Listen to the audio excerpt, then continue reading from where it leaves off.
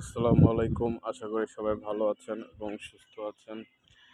আম আজকে এই ভিডিওটি যারা শুনবেন, একটু মনোযোগ সহকারে শুনবেন। খুব গুরুত্বপূর্ণ কিছু মেসেজ দেওয়ার জন্য এই ভিডিওটি করা হচ্ছে। তো আজকে আমি এই ভিডিওর মাধ্যমে একটা বার্তা দেওয়ার চেষ্টা করব। সেটি হচ্ছে যে, আপনারা জানেন যে আমাদের বাংলাদেশে আজকের হচ্ছে যে দুপুর ১টার দিকে এই যে হচ্ছে আসিয়া যে শিশুটিকে নিয়ে সারা বাংলাদেশে আহ, যে শিশুটিকে ধর্ষণ করা হয়েছে, সেই শিশুটি কিন্তু আজকে দুপুর ১টার দিকে লাইফ সাপোর্টে চিকিৎসাধীন অবস্থায় সম্মিলিত সামরিক হাসপাতালে এই শিশুটি কিন্তু মারা গেছে। ঠিক আছে। ইন্না লিল্লাহি ওয়া ইন্না ইলাইহি রাজিউন। আমরা শিশুটির বিদেহী আত্মার মাগফিরাত কামনা করছি এবং তার তার শোক সন্তপ্ত পরিবারের প্রতি সমবেদনা ব্যক্ত করছি। তো এই শিশুটিকে যারা তিলে তিলে নির্মমভাবে, নিষ্ঠুরভাবে মধ্যযুগীয় মধ্যযুগীয় বর্বরতার মাধ্যমে ধর্ষণ করার পরে হত্যা চেষ্টা করেছে, সেই সকল ধর্ষকদের উপযুক্ত শাস্তি, দৃষ্টান্তমূলক শাস্তি এবং সর্বোচ্চ শাস্তি নিশ্চিত করার জন্য এই বর্তমানে ইন্টারিম গভর্নমেন্ট, অন্তর্বর্তী সরকারের যিনি রয়েছেন ইউনূস সরকারকে, প্রধান উপদেষ্টা ইউনূসকে দায়িত্ব নিতে হবে, যাতে এখন থেকে ধর্ষণ করে কেউ পার না পায়।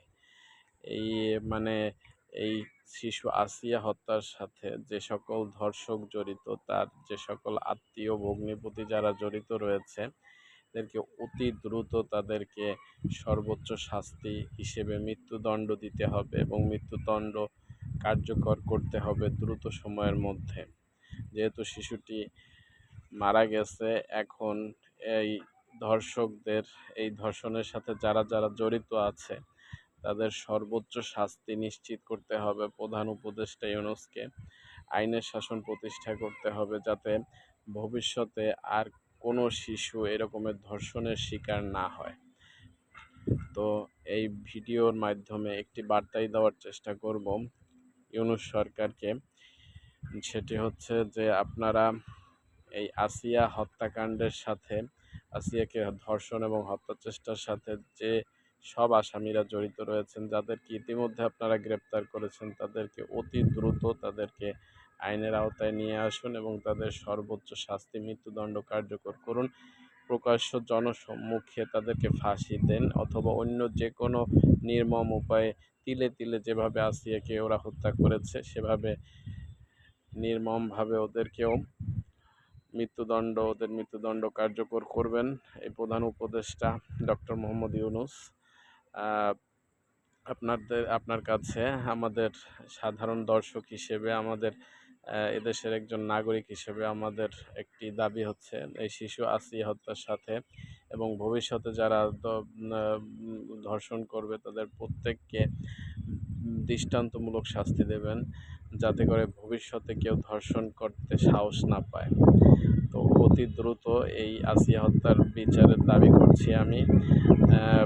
এই এই খবরটি আজকে যখন আমি শুনতে পাই, আমার খুবই খারাপ লেগেছে।